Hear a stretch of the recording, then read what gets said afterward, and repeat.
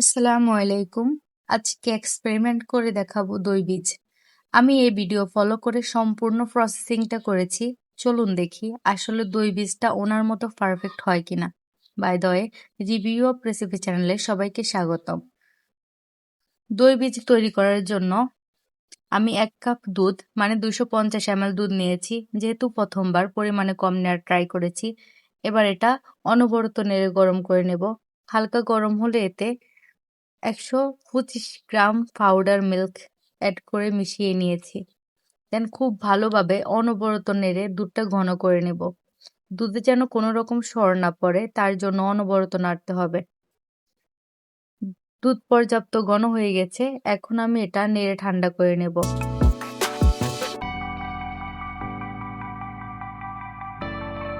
হাত 10 সেকেন্ড রাখতে পারবো এমন টেম্পারেচার হলে বুঝবো এটা সেট করার জন্য পারফেক্ট।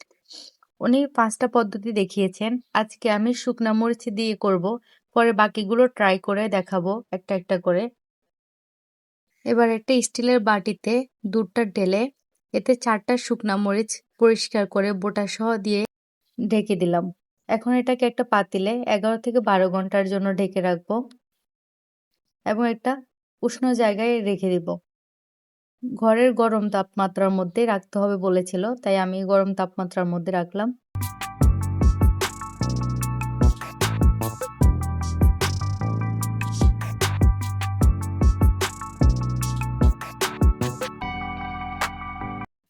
বারো ঘন্টা পর এখন দেখি চলুন দই বীজটা জমেছে কিনা।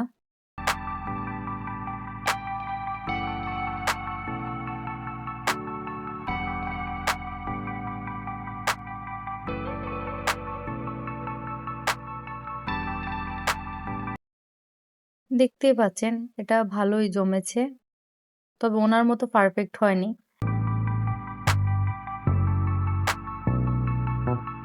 তবে সত্যি এটা দারুণ কাজ করেছে।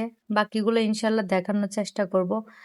আর এই দই বীজ দিয়ে শীঘ্রই টক দই বা মিষ্টি দই বানিয়ে দেখাবো ইনশাল্লাহ। ভিডিওটা শেষ পর্যন্ত দেখার জন্য ধন্যবাদ। আসসালামু আলাইকুম।